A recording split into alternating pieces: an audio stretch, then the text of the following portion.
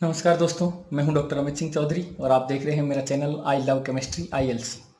तो आज solid state module 5 में हम पढ़ने वाले हैं इम्परफेक्शंस और defects in solids and some numerical problems related to defects.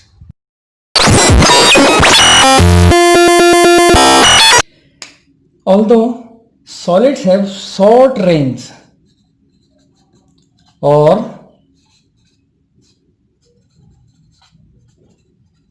long range ordered arrangement of constituent particles, yet they are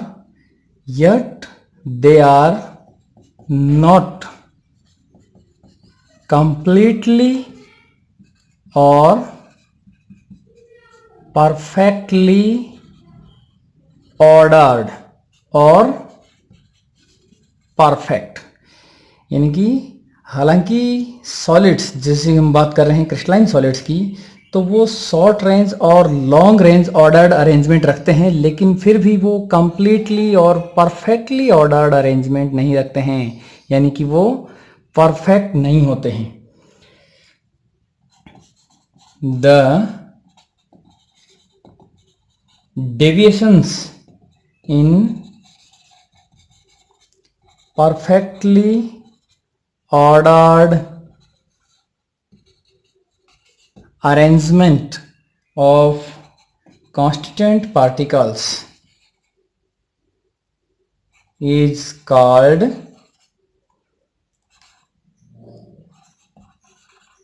defect or imperfection।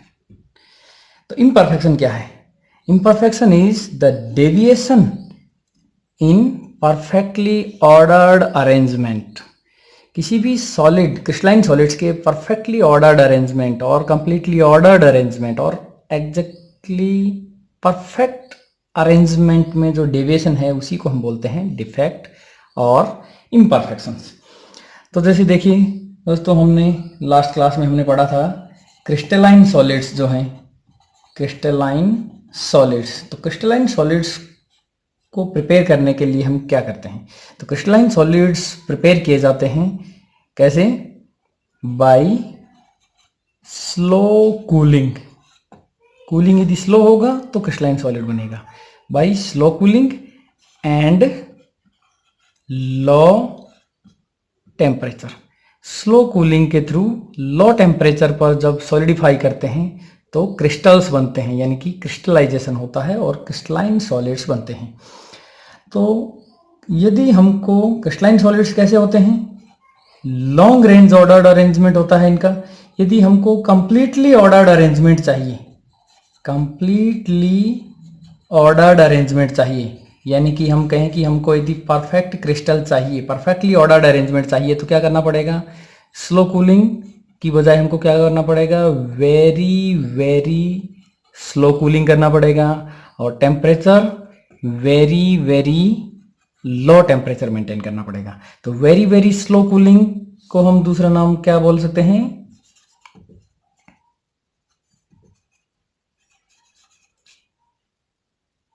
Infinite साइमली slow cooling करना पड़ेगा, जिसमें इन्फिनिट नंबर ऑफ स्टेप्स हों और infinite time consume होता हो। तो infinite साइमली slow cooling करना पड़ेगा और very very low temperature maintain करना पड़ेगा। मिनिमम टेम्परेचर कितना पॉसिबल है? That is okay, that is 0 kelvin. तो 0 केल्विन टेम्परेचर पर यदि हम यदि हम 0 केल्विन टेम्परेचर पर सॉलिडिफिकेशन करें और इन्फिनिट साइमली स्लो सॉलिडिफिकेशन हो, यानी कि क्रिस्टलाइजेशन 0 केल्विन पर very very very slow, infinitesimally slow crystallization यदि होगा तो परफेक्टली ऑर्डर्ड अरेंजमेंट, यानी कि परफेक्ट क्रिस्टल बनेगा। तो हम जानते हैं 0 केल्विन अभी तक हम प्रैक्टिकली पॉसिबल नहीं हो पाया है और इन्फिनिट साइमली स्लो प्रोसेस भी प्रैक्टिकली पॉसिबल नहीं है, यानी कि हम कहें कि perfect crystal is impossible. Imperfections और डिफेक्ट्स जो है टोटल 3 टाइप में इनको हम डिवाइड कर सकते हैं। The first is point defect, the second is line defect and third is plane defect. Point, line plane. तो ऐसे डिफेक्ट जिनमें क्रिस्टल लेटिस में केवल कुछ लेटिस पॉइंट, ऐसे डिफेक्ट जिनमें क्रिस्टल में केवल कुछ लेटिस पॉइंट्स जो हैं वही अपनी पोजीशन में डेविएशन शो करते हैं, तो उस डिफेक्ट को बोल देंगे पॉइंट डिफेक्ट। यदि a line of lattice points are deviated from their position, then the defect is known as line defect. Or a layer of lattice points have imperfection, or the layer of lattice points have deviation in their position, then the defect is known as plane defect. तो यहाँ पर line defect और plane defect हैं, उसको हम detail में नहीं पढ़ेंगे। तो हमारा जो टारगेट यहाँ पर रहेगा केवल point defect. The point defects are the defects in which only some lattice points have deviation in their position. तो देखते हैं point defects। तो point defects जो हैं उनको हम फर्दर 3 टाइप में डिवाइड कर सकते हैं। point defect भी 3 टाइप के होते हैं। First is stoichiometric defect, second is impurity defect, and the third is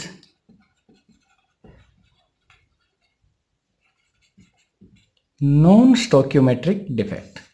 तो stoichiometric, impurity and non stoichiometric total 3 type के होते हैं पॉइंट डिफेक्ट।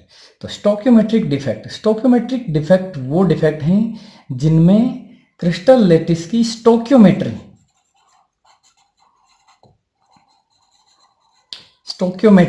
या हम जिसको बोलते हैं स्टोक्योमेट्री क्या होती है, रेशो ऑफ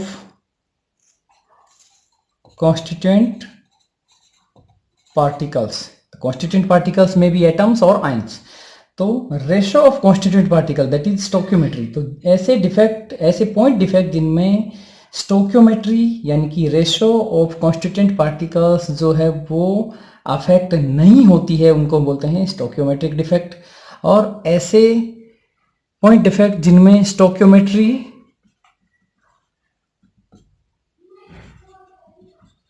डिस्टर्ब हो जाती है उनको बोलते हैं नॉन स्टोक्योमेट्रिक डिफेक्ट। तो स्टोक्योमेट्री के बेस पर stoichiometric and non stoichiometric defect. और यदि कुछ इम्प्योरिटीज ऐड करने से लेटिस पॉइंट्स में कुछ डिफेक्ट जनरेट होता है तो ऐसे पॉइंट डिफेक्ट्स को हम बोलते हैं इम्प्योरिटी डिफेक्ट। तो टोटल 3 टाइप के पॉइंट डिफेक्ट हैं, stoichiometric defect, impurity defect and non stoichiometric defect.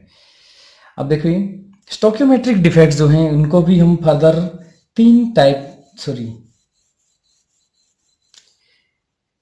Stoichiometric defects को भी फर्दर 4 टाइप में हम क्लासिफाई करते हैं।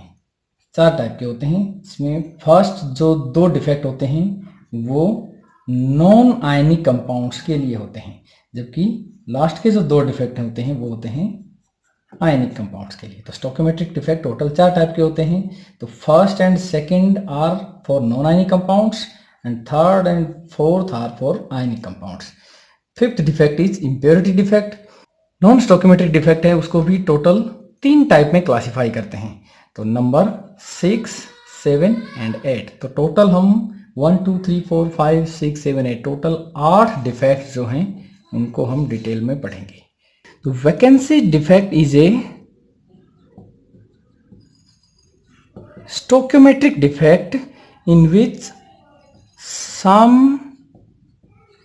lattice points are vacant। तो ऐसा डिफेक्ट जिसमें कुछ लेटिस पॉइंट्स जो हैं वो वैकेंट हो जाते हैं उसको हम बोलते हैं वैकेंसी डिफेक्ट। तो वैकेंसी डिफेक्ट का हम देखते हैं कि एग्जांपल एक देखते हैं। जैसे मान लीजिए ये कुछ लेटिस पॉइंट्स हैं और इस तरह से लेटिस पॉइंट्स के एक लॉन्ग रेंज ऑर्डर्ड अरेंजमेंट और कंप्लीटली ऑर्डर्ड अरेंजमेंट से एक परफेक्ट क्रिस्टल बना है। तो इस परफेक्ट क्रिस्टल में यदि कुछ लेटिस पॉइंट्स अपनी पोजीशन से डेविएशन शो करें, यानी कि यहाँ से रिमूव हो जाते हैं, तो इस तरह से जो नया क्रिस्टल लेटिस बना है, जो कि हम कहेंगे कि डिफेक्टेड क्रिस्टल लेटिस है, तो उसको हम बोलेंगे वैकेंसी डिफेक्ट। तो जैसे यहाँ पर जो लेटिस पॉइंट था वो यदि रिमूव हो गया तो यहाँ पर वैकेंसी क्रिएट होगी। तो this is vacancy and this crystal have vacancy defect. तो इसमें वैकेंसी डिफेक्ट जनरेट हो गया। तो वैकेंसी डिफेक्ट के बारे में कुछ पॉइंट्स हम पढ़ते हैं। सबसे पहला पॉइंट है इट जनरेट्स बाय हीटिंग। किसी क्रिस्टल को हीट करने से उसके अंदर कुछ लेटिस पॉइंट्स जो हैं अपनी पोजीशन को छोड़ देते हैं और इस तरह से वैकेंसी जनरेट हो जाती है, यानी कि वैकेंसी डिफेक्ट जनरेट हो जाता है। The second is density. तो डेंसिटी की हम बात करें तो देखिए यहाँ पर जो भी इसका कांस्टेंट वॉल्यूम है अभी भी कांस्टेंट है, लेकिन कांस्टेंट वॉल्यूम में नंबर ऑफ पार्टिकल्स जो थे वो डिक्रीज हो रहे हैं। जैसे कुछ पार्टिकल्स, कुछ लेटिस पॉइंट्स जो है पोजीशन को छोड़ देते हैं, तो कांस्टेंट वॉल्यूम में नंबर ऑफ पार्टिकल्स डिक्रीज हो रहे हैं, यानी कि मास डिक्रीज हो रहा है, और इसलिए हम बोल सकते हैं density is decreased. Vacancy defect में डेंसिटी डिक्रीज होती है। थर्ड पॉइंट इज, तो इस टाइप के जो डिफेक्ट हैं, जैसे हमने पहले भी पढ़ा था, स्टोकियोमेट्रिक डिफेक्ट के जो स्टार्टिंग के जो दो डिफेक्ट हैं वो डिफेक्ट किसके लिए होते हैं? नॉन आयनिक कंपाउंड्स के लिए होते हैं। तो वैकेंसी डिफेक्ट जो है वो नॉन आयनिक कंपाउंड्स के लिए होता है। नॉन आयनिक कंपाउंड्स यानी कि जैसे the compounds which have only one type of constituent particles. जैसे देखिए ये सभी एक ही टाइप के कॉन्स्टिट्यूएंट पार्टिकल हैं, तो यदि सभी कॉन्स्टिट्यूएंट पार्टिकल सिमिलर हों तो ऐसे ही जो कंपाउंड्स हैं उन कंपाउंड्स के अंदर ही उन कंपाउंड्स में ही वैकेंसी डिफेक्ट जो है मिलता है। ऐसे क्रिस्टल लेटिस में ही वैकेंसी डिफेक्ट मिलता है। तो ऐसे कंपाउंड्स जो, ऐसे सॉलिड्स जो हैं वो हो सकते हैं मेटेलिक सॉलिड्स हो सकते हैं या मॉलिकुलर सॉलिड्स होते हैं। Stoichiometric defect in which some constituent particles occupy interstitial sites। तो ऐसा स्टोकियोमेट्रिक डिफेक्ट जिसमें कुछ कॉन्स्टिट्यूएंट पार्टिकल जो हैं वो इंटरस्टिशियल साइट्स ऑक्यूपाई करते हैं, इंटरस्टिशियल साइट्स पर प्रेजेंट होते हैं, तो इनको बोलते हैं इंटरस्टिशियल डिफेक्ट। और इसमें भी देखते हैं हम एक डायग्राम बनाते हुए, जैसे ये कोई परफेक्ट क्रिस्टल है जिसमें सभी लेटिस पॉइंट्स जो हैं वो अपनी परफेक्ट पोजीशन पर हैं, और इनमें कुछ लेटिस पॉइंट्स या हम कहें कि कुछ कॉन्स्टिट्यूएंट पार्टिकल यदि इंटरस्टिशियल लेटिस पॉइंट्स के बीच का जो गैप है उसके अंदर यदि पोजीशन ले लेते हैं तो ऐसे डिफेक्ट जो जनरेट होता है उसको हम बोलते हैं इंटरस्टिशियल डिफेक्ट। तो यहाँ पर देखिए एच टीज वही सेम क्रिस्टल है और एक पार्टिकल मान लीजिए यहाँ पर इंटरस्टिशियल साइड पे आ गया है, तो इसको हमने कहा क्या है? Interstitial particle. इंटरस्टिशियल पोजीशन पे, इंटरस्टिशियल साइड्स पे जो पार्टिकल है वो इंटरस्टिशियल पार्टिकल, और इस तरह से जो डिफेक्ट जनरेट होता है वो है इंटरस्टिशियल डिफेक्ट। तो ये इंटरस्टिशियल डिफेक्ट है। इसमें भी देखिए कॉन्स्टिट्यूएंट पार्टिकल जो हैं वो एक ही टाइप के हैं, यानी कि सेम टाइप के कॉन्स्टिट्यूएंट पार्टिकल जिन सॉलिड्स में होते हैं केवल उन्हीं में ये डिफेक्ट मिलता है, यानी कि ये किसमें? ये भी नॉन आयनिक कंपाउंड्स में ही ये डिफेक्ट मिलता है। तो इंटरस्टिशियल डिफेक्ट के कुछ पॉइंट्स हम पढ़ते हैं। First point is it also found in non ionic solids. Second, density की बात करें तो डेंसिटी देखिए, डेंसिटी की हम बात करें तो डेंसिटी देखिए वही फिक्स वॉल्यूम जो है, as it is volume fix है, लेकिन फिक्स वॉल्यूम में नंबर ऑफ पार्टिकल्स जो है यहाँ पर कम थे और यहाँ पर कुछ एक्स्ट्रा पार्टिकल्स इंटरस्टिशियल साइड पे आ गए। तो फिक्स वॉल्यूम में नंबर ऑफ पार्टिकल्स इंक्रीज हो रहे हैं, यानी कि मास इंक्रीज हो रहा है, और इस तरह से हम कह सकते हैं कि डेंसिटी भी इंक्रीज होती है। टेक्निकल डिफेक्ट का डेफिनेशन यदि हम देखें तो stoichiometric defect in which smaller ions ionic compounds में मिलता है। और आयनिक कंपाउंड्स में हमने पहले पढ़ा है 11th क्लास में, स्मॉलर आयंस कौन से होते हैं, कैटायंस और anions. Very good, cations are generally smaller than anions. तो स्मॉलर आयंस यानी कि कैटायंस। तो the stoichiometric defect in which smaller ions और we can say cations dislocate from their original position, यानी कि ऐसे स्टोइकियोमेट्रिक डिफेक्ट जिनमें स्मॉलर आयंस यानी कि कैटायंस जो हैं वो अपनी ओरिजिनल पॉइंट, ओरिजिनल जो उनका लेटिस साइट है उससे डिसलोकेट होकर किसी दूसरी साइट पर चले जाते हैं। तो ऐसे डिफेक्ट को हम बोलते हैं फ्रैंकल्स डिफेक्ट। तो फ्रैंकल्स डिफेक्ट को यदि हम ड्रॉ करें यहाँ पर, तो फ्रैंकल्स डिफेक्ट जैसे हमने कहा, ये जो थर्ड और फोर्थ टाइप के जो स्टोइकियोमेट्रिक डिफेक्ट हैं वो आयनिक कंपाउंड्स के लिए होते हैं। तो यहाँ पर हम आयंस ड्रॉ करेंगे, स्मॉलर बिगर स्मॉलर बिगर स्मॉलर बिगर, स्मॉलर यानी कि कैटायन, बिगर यानी कि एनायन।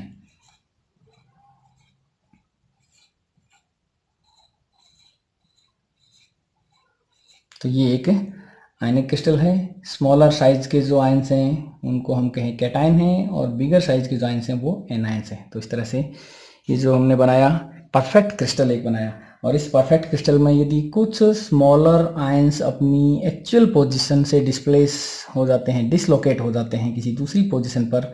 अब दूसरी पोजीशन क्या होगी, तो लेटिस साइड तो कोई भी खाली नहीं है, तो दूसरी पोजीशन क्या होगी, लेटिस साइड्स के बीच का जो पोजीशन जिसको हम बोलते हैं इंटरस्टिशियल साइड्स। तो अपनी ओरिजिनल पोजीशन को छोड़कर इंटरस्टिशियल पोजीशन पर यदि शिफ्ट हो जाते हैं तो उसको हम बोलते हैं फ्रैंकल डिफेक्ट। तो जैसे हमने कहा ये जो है यहाँ पर यदि शिफ्ट हो जाता है, और इस तरह से जो नया क्रिस्टल बनेगा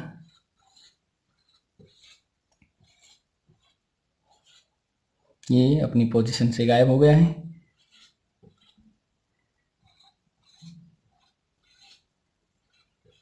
और जो पोजीशन से गायब होकर कहाँ गया है, नई पोजीशन पर यहाँ पर आ गया है। तो इस तरह से हम देख रहे हैं कि जो स्मॉलर आयंस हैं, स्मॉलर आयंस जो हैं वो अपनी ओरिजिनल पोजीशन को छोड़कर न्यू पोजीशंस पर शिफ्ट हो जाते हैं, न्यू पोजीशंस पर शिफ्ट हो जाते हैं। और इस तरह से जो डिफेक्ट जनरेट होता है उस डिफेक्ट में देखिए कुछ ऐसी साइट्स हैं जो कि वैकेंट हो जाती हैं, यानी कि वैकेंट साइट्स, और we can say vacancy generate होती हैं, और कुछ पार्टिकल जो हैं वो इंटरस्टिशियल गैप में आ जाते हैं।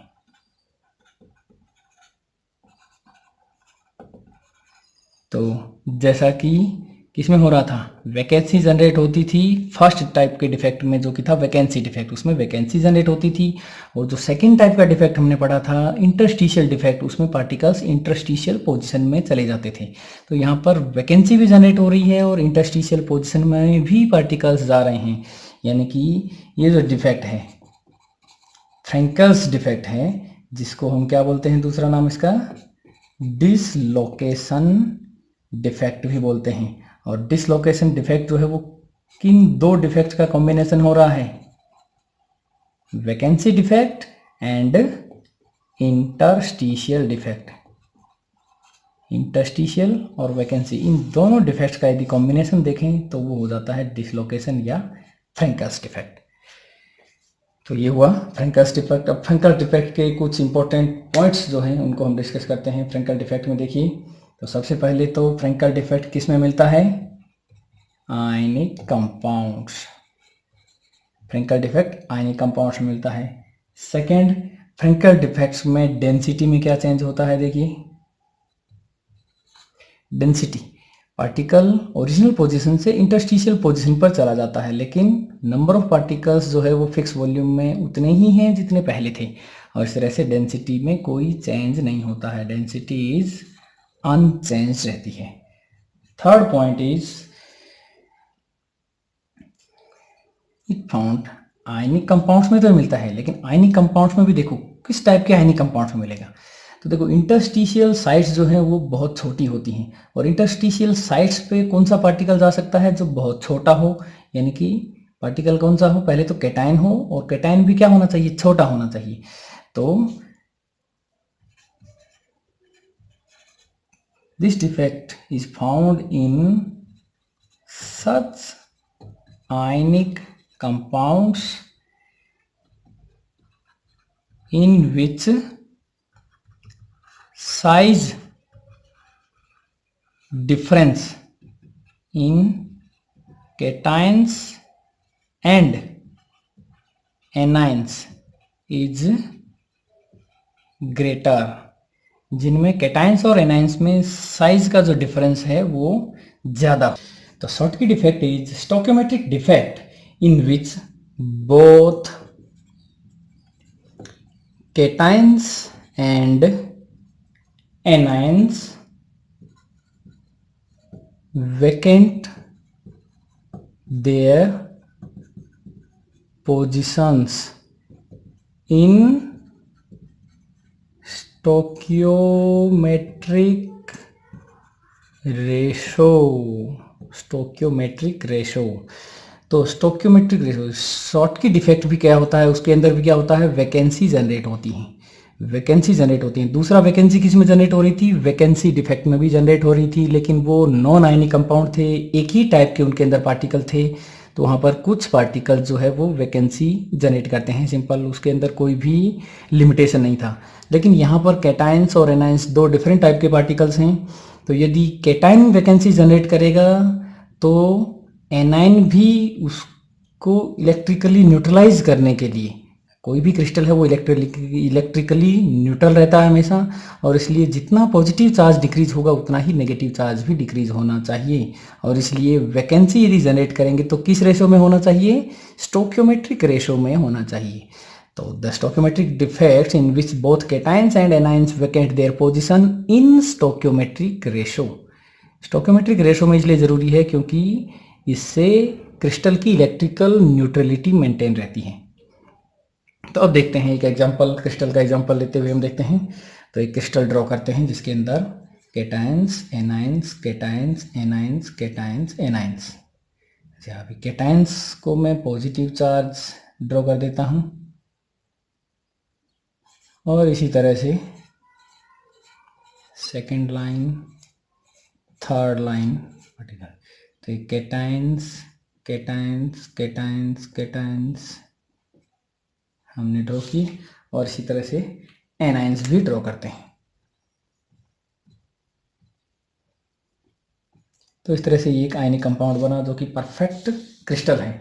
तो इस परफेक्ट क्रिस्टल के अंदर यदि कुछ कैटाइंस और उसके स्टोकियोमेट्रिक रेशो में कुछ एनाइंस अपनी पोजीशन को वैकेंट कर दें। अब यहाँ पर देखिए सभी मोनोवेलेंट पॉजिटिव और मोनोवेलेंट नेगेटिव चार्ज वाले आयंस हैं, मोनोवेलेंट कैटाइंस और मोनोवेलेंट एनाइंस हैं। तो यदि एक एनाइन अपनी पोजीशन को वैकेंट करेगा तो क्या होगा, एक कैटाइन भी अपनी पोजीशन को वैकेंट करेगा।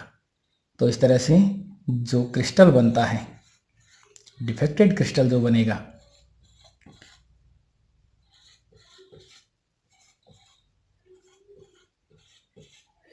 तो जो डिफेक्टेड क्रिस्टल बनेगा उसको हम ड्रॉ करते हैं डिफेक्टेड क्रिस्टल को। तो डिफेक्टेड क्रिस्टल में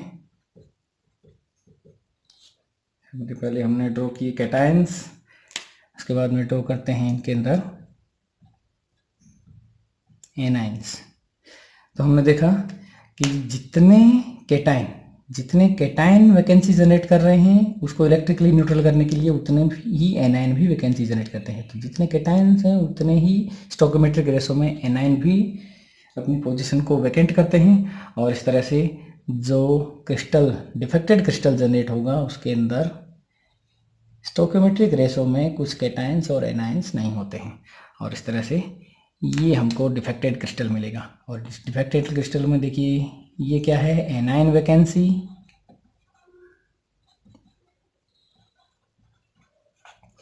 और ये जनरेट हो गई है कैटाइन वैकेंसी। दोनों स्टोकियोमेट्रिक रेशो में है, इसलिए कंप्लीट क्रिस्टल जो है वो अभी भी क्या है, इलेक्ट्रिकली न्यूट्रल है। और इस तरह से जो डिफेक्ट जनरेट हुआ उसको हम बोलते हैं शॉर्टकी डिफेक्ट। तो ये हुआ शॉर्टकी डिफेक्ट। तो शॉर्टकी डिफेक्ट के कुछ इंपॉर्टेंट पॉइंट्स यहाँ पर हम स्टडी करते हैं। The first point is it is a vacancy defect. तो ये भी एक वैकेंसी डिफेक्ट ही है, जैसा कि हमने फर्स्ट डिफेक्ट पढ़ा था। लेकिन वैकेंसी डिफेक्ट के कौन से कंपाउंड्स का? वैकेंसी डिफेक्ट तो था नॉन आयनिक कंपाउंड में, लेकिन ये है आयनिक कंपाउंड में। तो this is the vacancy defect of ionic compound. Second point बात करते हैं हम डेंसिटी की। तो बताइए डेंसिटी में क्या चेंज हो रहा है? फिक्स वॉल्यूम में कुछ नंबर ऑफ पार्टिकल्स जो हैं वो रिमूव हो रहे हैं, गायब हो रहे हैं, और इसलिए नंबर ऑफ पार्टिकल्स डिक्रीज होंगे तो मास भी डिक्रीज होगा और डेंसिटी डिक्रीज होगा।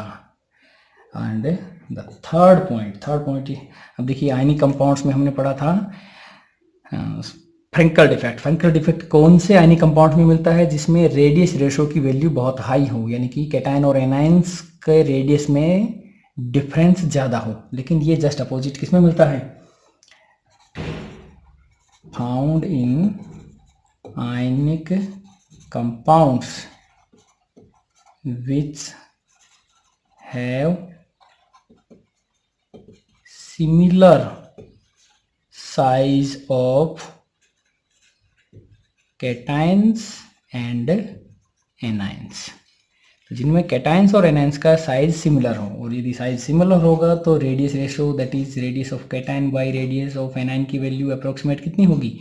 1 के इक्वल होगी इसमें। तो ऐसे कंपाउंड्स में शॉर्टकी डिफेक्ट मिलता है। अब देखिए शॉर्टकी डिफेक्ट के कुछ एग्जांपल कौन कौन से ऐसे कंपाउंड्स हैं, क्रिस्टल्स हैं जिनके अंदर शॉर्टकी डिफेक्ट मिलता है। तो रेडियस रेशो की वैल्यू जिनमें अप्रोक्सीमेट 1 है, ऐसे कंपाउंड्स जो हैं वो होते हैं sodium chloride, potassium chloride, caesium chloride and silver bromide. Silver bromide एक ऐसा कंपाउंड है जिसमें Schottky as well as Frenkel दोनों डिफेक्ट मिलते हैं। अब देखिए जनरली फ्रेंकल डिफेक्ट किन में मिलते हैं? जिनमें रेडियस रेशो की वैल्यू वेरी हाई हो। और शॉर्टकी डिफेक्ट किस में मिलता है? जिसमें रेडियस रेशो की वैल्यू अप्रोक्सीमेट 1 हो। यानी कि फ्रेंकल डिफेक्ट उनमें मिलता है जिसमें कैटायन का साइज और एनायन का साइज में डिफरेंस बहुत हाई डिफरेंस हो, जबकि शॉर्टकी डिफेक्ट ऐसे आयनिक कंपाउंड्स में मिलता है जिसमें कैटायन और एनायन का साइज जो है वो सिमिलर हो, उसमें कोई बहुत ज़्यादा डिफरेंस ना हो। लेकिन सिल्वर ब्रोमाइड एक स्पेशल कंपाउंड है जिसमें Frenkel as well as Schottky दोनों डिफेक्ट मिलते हैं, क्योंकि सिल्वर ब्रोमाइड में क्या होता है? रेडियस रेशो की वैल्यू 0.71 होती है, जो कि 0.414 अप्रोक्सीमेट रेडियस रेशो जिनकी वैल्यू होती है, जिनके अंदर फ्रेंकल्स डिफेक्ट मिलता है, और जनरली 1.0 अप्रोक्सीमेट जिनकी होती है उसके अंदर शॉर्टकीज डिफेक्ट मिलता है। तो न तो ये बहुत कम है जिनमें कि फ्रेंकल डिफेक्ट मिले, और न ही ये बहुत ज़्यादा है। तो रेडियस रेशो की वैल्यू सिल्वर ब्रोमाइड में इंटरमीडिएट होती है।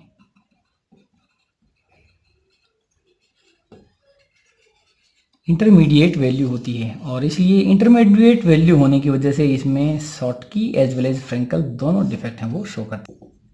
Point defect which is generated due to presence of impurity.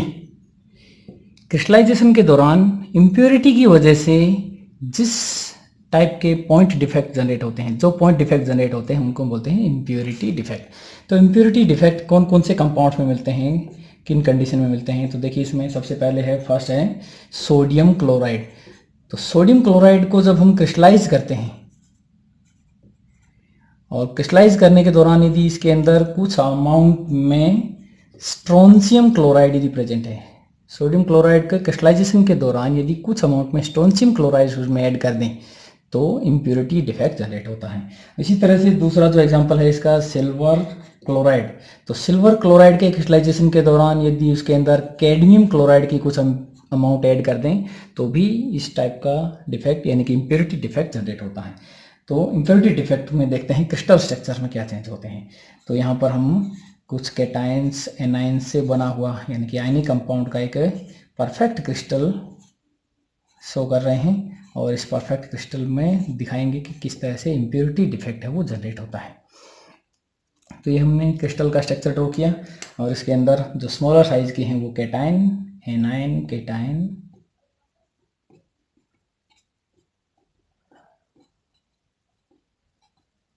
ये हैं।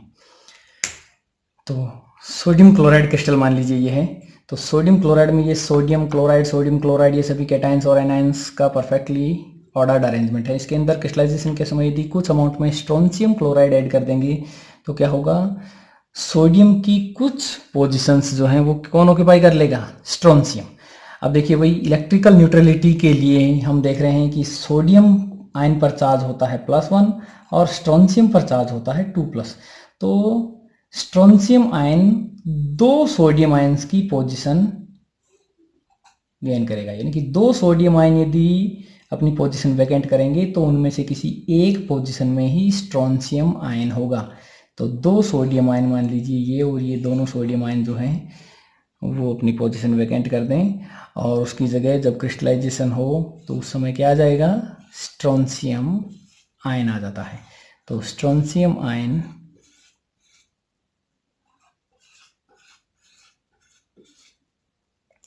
तो दो सोडियम यहाँ पर रिमूव हो गए,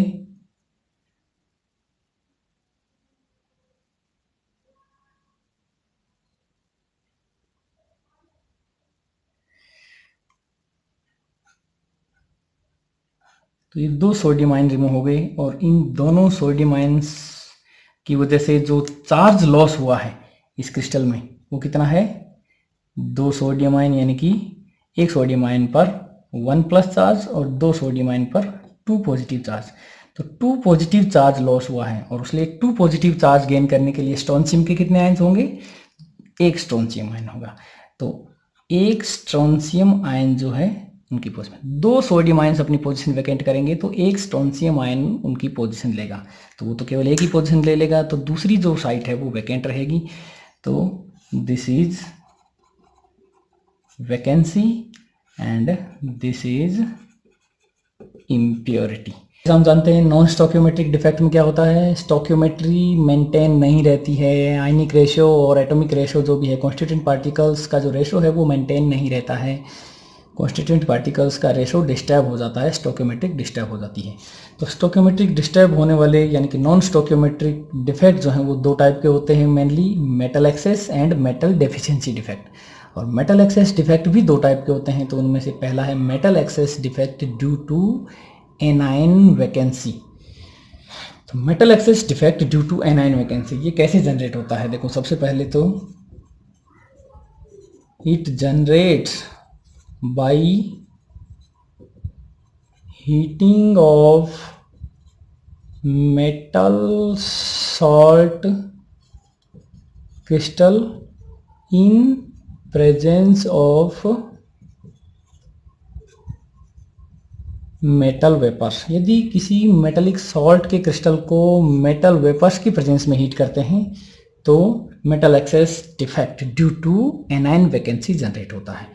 तो वही एक एग्जांपल क्रिस्टल्स को शो करते हुए हम यहाँ पर समझते हैं। तो वही हम सबसे पहले ड्रॉ करते हैं, एक क्रिस्टल को ड्रॉ करते हैं जिसके अंदर कुछ कैटायंस एंड कुछ एनायंस हैं। छोटे साइज वाले जो आयन हैं वो कैटायंस हैं और बड़े साइज वाले जो आयन्स हैं वो एनायंस हैं। इस तरह से यहाँ पर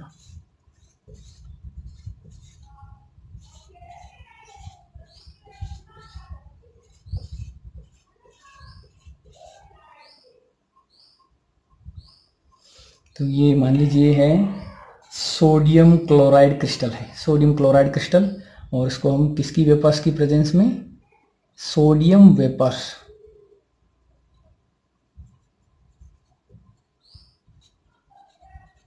की प्रेजेंस में इसको हम हीट करते हैं तो ये डिफेक्ट जनरेट होता है।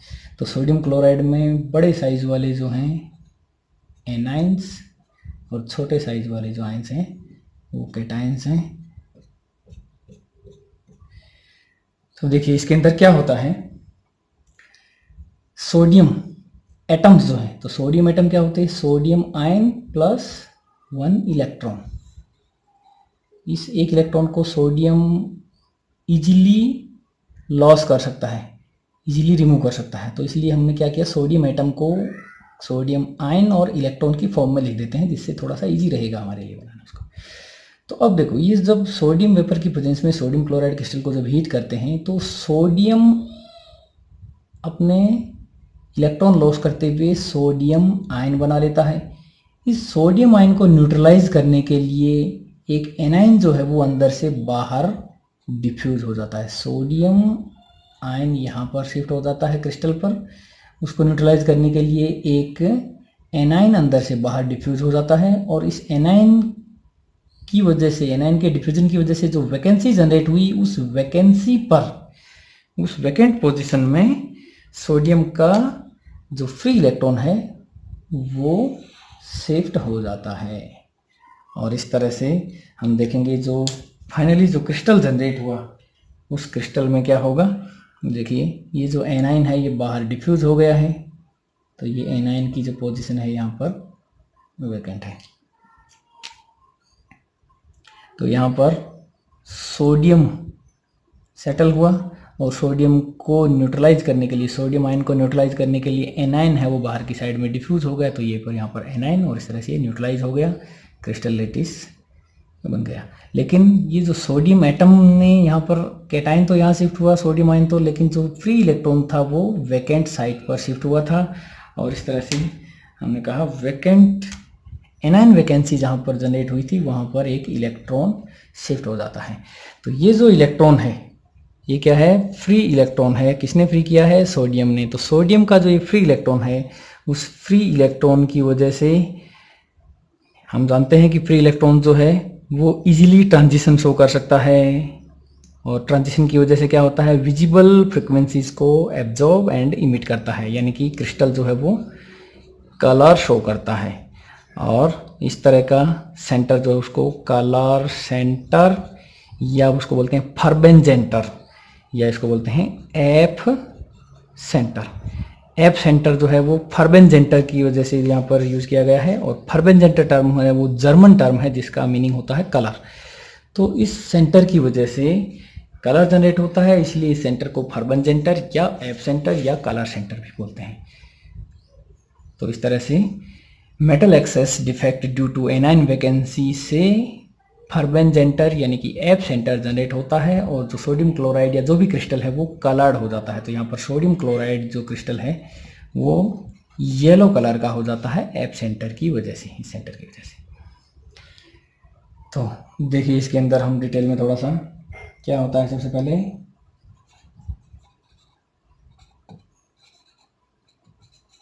Anion diffuse to surface to neutralize sodium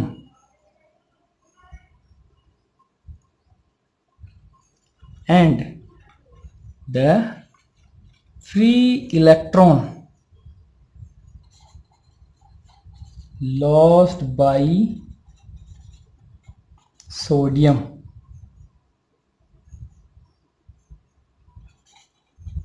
got position in vacant site of anion.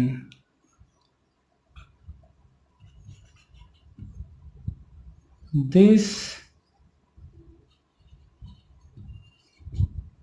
point or center is called F centre और फर्बेंजेंटर और कलर सेंटर। और उसकी वजह से सोडियम क्लोराइड क्रिस्टल जो है उसका कलर कैसा हो जाता है, येलो हो जाता है। तो सोडियम क्लोराइड को यदि सोडियम वेपर्स की प्रेजेंस में हीट करते हैं तो फर्बेंजेंटर जनरेट होता है, एफ सेंटर जनरेट होता है, जिसकी वजह से सोडियम क्रिस्टल येलो हो जाता है। इसी तरह से यदि हम बात करें लिथियम क्लोराइड की, तो लिथियम क्लोराइड को यदि हम लिथियम वेपर्स की प्रेजेंस में हीट करेंगे तो वहाँ पर भी फर्बेंजेंटर जनरेट होता है, और उसकी वजह से कलर जो है वो पिंक हो जाता है। इसी तरह से पोटेशियम क्लोराइड की बात करें तो उसको जब हम पोटेशियम वेपर्स की प्रेजेंस में हीट करते हैं तो पोटेशियम क्लोराइड का कलर वायलेट और लीला कलर हो जाता है। Excess defect due to presence of extra cation, वो कैसे जनरेट होता है? तो वो एक ही एग्जांपल उसका है जिंक ऑक्साइड। तो जिंक ऑक्साइड क्रिस्टल को जब हम हीट करते हैं तो Zn2 plus 2 electrons plus half O2 gas.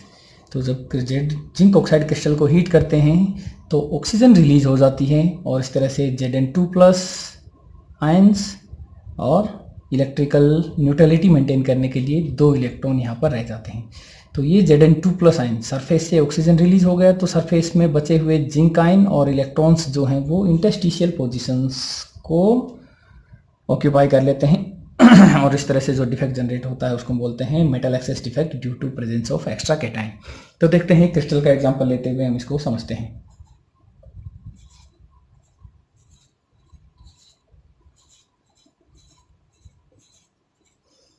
तो वही एक क्रिस्टल ड्रॉ कर रहा हूँ जिसमें आयनिक कंपाउंड्स के कुछ स्मॉलर कैटायंस और बिगर एनायंस ड्रॉ करें। तो एनायंस को मैं नेगेटिव चार्ज ड्रॉ कर रहा हूँ, कैटायंस की साइज छोटी है इसलिए उस पर नेगेटिव चार्ज लिखने के लिए सफिशिएंट स्पेस नहीं है, तो आप समझ जाएंगे उसको। तो ये जो था क्रिस्टल जिसकी हम बात कर रहे हैं वो क्रिस्टल है, मान लीजिए कौन सा क्रिस्टल? जिंक ऑक्साइड क्रिस्टल है। तो इस जिंक ऑक्साइड क्रिस्टल की हम बात करें तो देखिए जिंक ऑक्साइड क्रिस्टल में ये है ऑक्साइड आयन, ये Zn2 प्लस आयन। तो यहाँ पर जो है हर एक कैटायन पर 2 प्लस चार्ज है और हर एक एनायन पर 2 नेगेटिव चार्ज है। तो यहाँ पर मैं 2 नेगेटिव यहाँ पर लिख देता हूँ। कैटायन हम समझ लेंगे कि 2 प्लस चार्ज है इन पर, ठीक है। तो जब इस क्रिस्टल को हम हीट करते हैं तो Zn2 प्लस आयन जो यहाँ पर है और ये है ऑक्साइड आयन। तो ऑक्साइड आयन जो है वो हाफ O2 की फॉर्म में, गैस फॉर्म में रिलीज हो जाता है, लेकिन इसके जो 2 इलेक्ट्रॉन हैं वो इलेक्ट्रॉन इंटरस्टिशियल पोजीशन को ऑक्यूपाई कर लेते हैं और उसके रेस्पेक्ट में जो सरफेस पे यहाँ पर Zn2 प्लस आयन है वो भी इंटरस्टिशियल पोजीशन पर शिफ्ट हो जाता है। और इस तरह से जो क्रिस्टल डिफेक्टेड क्रिस्टल जनरेट होता है उसके अंदर यदि हम देखें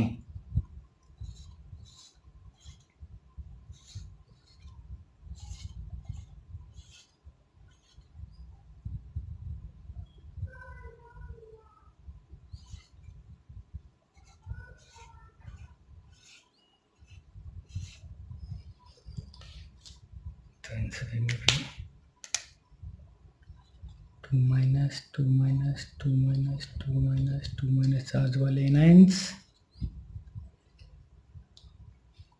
अब देखिए यहाँ पर जो एनायन था, ऑक्साइड आयन था, वो प्लस हाफ O2 गैस की फॉर्म में रिलीज हो गया और यहाँ से जो 2 इलेक्ट्रॉन जनरेट हुए वो इंटरस्टिशियल साइट्स को ऑक्यूपाई कर लिया और इस तरह से यहाँ पर चले गए।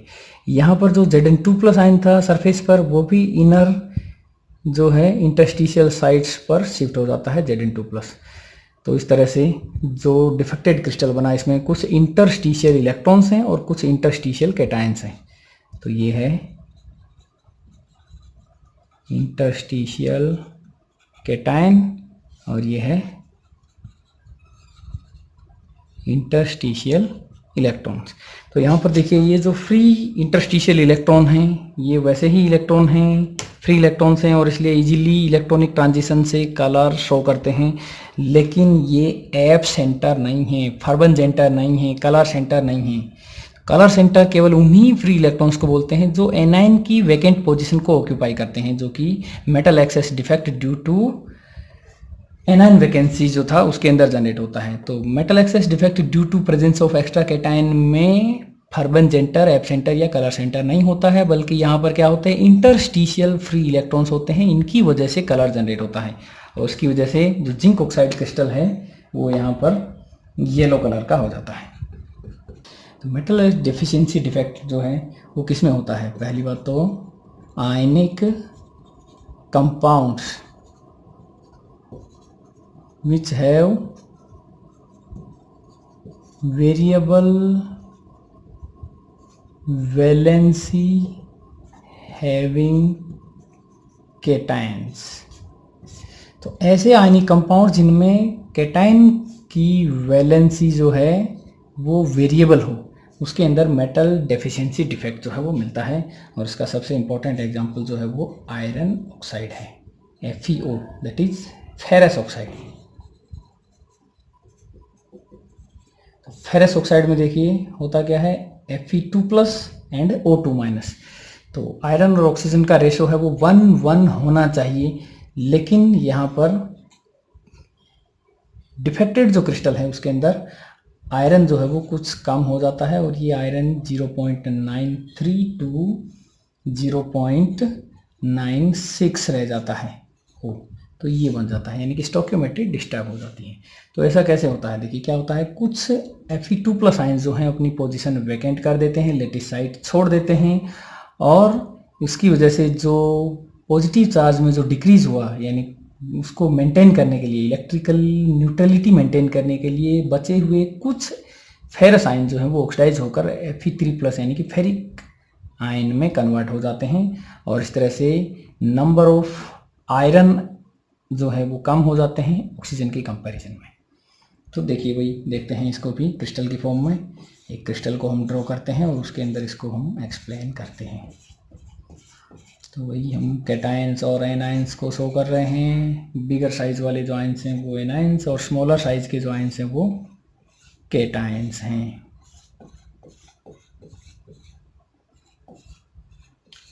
तो देखिए दोस्तों, जब भी एग्ज़ाम में यदि हम कोई भी डिफेक्ट शो करें तो इस तरह से क्रिस्टल का एग्जांपल लेते हुए ज़रूर शो करें, जिससे बहुत कम वर्ड्स में हम जो है कम्प्लीटली एक्सप्लेन कर पाते हैं किसी भी डिफेक्ट को।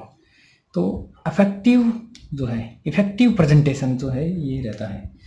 तो देखिए यहाँ पर जो आयरन जो है, आयरन ऑक्साइड यानी कि फेरस ऑक्साइड को रिप्रेजेंट करें तो जो एनायंस हैं वो कितने हैं, 2- आयंस वाले हैं, और जितने भी कैटायंस हैं वो 2+ आयन वाले हैं। तो कैटायंस को हम नहीं लिख पाएंगे क्योंकि साइज बहुत छोटा है कैटायंस का, और इसलिए कैटायंस को हम मान के चलना है कि जितने भी कैटायंस हैं वो सभी 2+ चार्ज वाले हैं। एनायंस में बिगर साइज की वजह से यहाँ पर हम 2- चार्ज लिख पा रहे हैं। तो क्या होता है, कुछ कैटायंस अपनी साइट वैकेंट कर देते हैं, लॉस कर देते हैं, और इस तरह से जो 2+, यहाँ पर देखिए Fe2+, पॉजिटिव चार्ज जो लॉस हुआ है, उस 2+ पॉजिटिव चार्ज को मेंटेन करने के लिए बाकी बचे हुए जो 2 कैटायंस हैं वो 3+ में कन्वर्ट हो जाते हैं, यानी कि फेरिक में कन्वर्ट हो जाते हैं। तो एक फेरस आयन यदि लॉस होगा तो 2 फेरस आयन है वो फेरिक में कन्वर्ट हो जाएंगे। तो जो 2+ लॉस हुआ था, 1+ यहाँ पर मेंटेन हो गया, कवर हो गया, और 1+ यहाँ पर तो फिर से कवर हो गया, और इस तरह से इलेक्ट्रिकल न्यूट्रलिटी ऑफ क्रिस्टल जो है वो मेंटेन रखा। लेकिन वही देख रहे हैं कि आयरन एटम जो है वो कम हो गई, आयरन आयंस जो है वो कम हो गई, तो यहाँ पर वैकेंसी जनरेट हो जाती है। तो ये जो डिफेक्ट है वो होता है मेटल डेफिशिएंसी डिफेक्ट, जिसमें मेटल कम रह जाते हैं। तो देखिए इस तरह से हमने टोटल 8 टाइप के जो लेटेस्ट डिफेक्ट थे उनको कम्प्लीटली पढ़ा। लेकिन लास्ट जो यहाँ पर जो सबसे इम्पोर्टेंट जो 3 डिफेक्ट यदि हम कहें तो वो हैं Frenkel Schottky defect, Frenkel defect and metal excess defect due to anion vacancy, जिसमें एफ सेंटर जनरेट होता है। वैसे तो सभी लेटेस्ट डिफेक्ट जो हैं वो सभी इंपॉर्टेंट हैं, लेकिन ये 3 सबसे ज़्यादा इंपॉर्टेंट हैं। न्यूमेरिकल पॉइंट ऑफ व्यू से यदि हम देखें तो न्यूमेरिकल पॉइंट ऑफ व्यू से जो 8th डिफरेंस है मेटल डेफिशिएंसी डिफेक्ट, वो बहुत इंपॉर्टेंट है। तो चलिए डिस्कस करते हैं numerical problems related to metal deficiency defect. तो जैसे एक क्वेश्चन मैं यहाँ पर सॉल्व कर रहा हूँ, what fraction of Fe3+ ions are present in crystal having formula Fe 0.93O। तो यदि किसी क्रिस्टल का फॉर्मूला है Fe 0.93O, तो उसके अंदर Fe3+ आयंस का फ्रैक्शन कितना होगा वो हमको यहाँ पर बताना है। तो देखिए सॉल्व करते हैं इसको। तो सबसे पहले फॉर्मूला क्या है, Fe 0.93 O, तो इसके अंदर यदि ऑक्साइड आयन है, मान लीजिए कितने 100 ऑक्साइड आयन है, ऑक्साइड आयन यदि 1 है तो Fe आयन कितने हैं 0.93 है। ऑक्साइड यदि 10 होगा तो Fe होंगे 9.3 और ऑक्साइड यदि 100 हैं तो आयरन कितने हैं, आयरन होंगे 93। ठीक है, अब आयरन में हम जानते हैं आयरन किस फॉर्म में है, कुछ Fe2+ आयंस की फॉर्म में है और कुछ Fe3+ आयंस की फॉर्म में है। तो हम मान लेते हैं कि Fe3+ कितने हैं, x number of Fe3+ ion हैं, तो Fe2+ कितने होंगे, टोटल 93 हैं, इनमें से x Fe3+ हैं तो Fe2+ कितने होंगे 93 माइनस x, ऑक्साइड कितने हैं टोटल 100 हैं। अब देखिए इलेक्ट्रिकल न्यूट्रलिटी, हम जानते हैं कि कोई भी क्रिस्टल जो है वो इलेक्ट्रिकल न्यूट्रलिटी को मेंटेन रखता है, यानी कि इलेक्ट्रिकल न्यूट्रलिटी में क्या होता है, charge on cations should be equal to total charge on anions. तो अब देखिए कैटायंस पर चार्ज कितना है, Fe3+ आयन कितने हैं total, x number of Fe3+ ion है और एक Fe3+ पर कितना चार्ज होता है 3+, तो x number of Fe3+ ions पर चार्ज कितना होगा 3 इंटू एक्स प्लस कैटायंस दूसरे टाइप के भी हैं, Fe2+ भी हैं, जिनमें एक आयन पर चार्ज है 2+ और टोटल Fe2+ आयन कितने हैं 93 माइनस एक्स, तो टोटल चार्ज Fe2+ की वजह से होगा 2 इंटू 93 माइनस एक्स, तो ये हुआ टोटल पॉजिटिव चार्ज।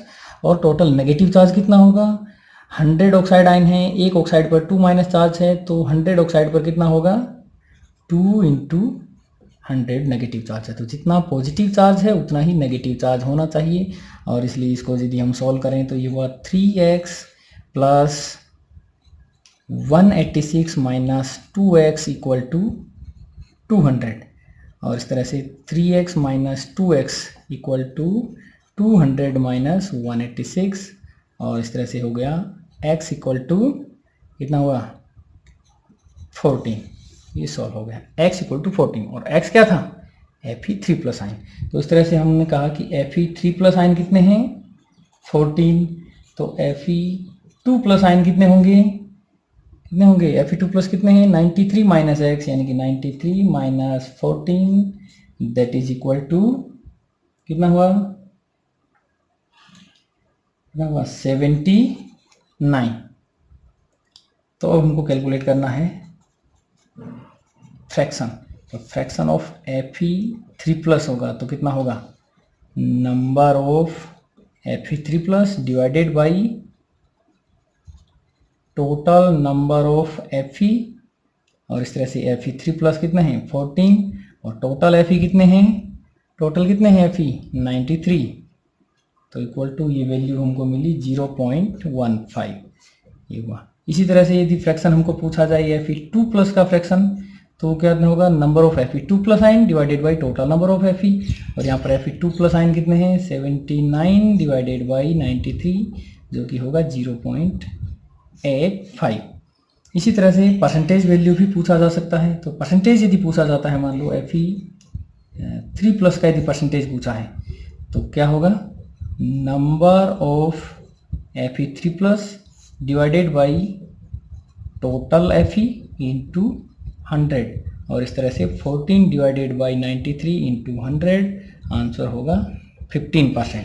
और इसी तरह से यदि Fe2+ का कैलकुलेट करेंगे तो वो हमको मिलेगा कितना 85%।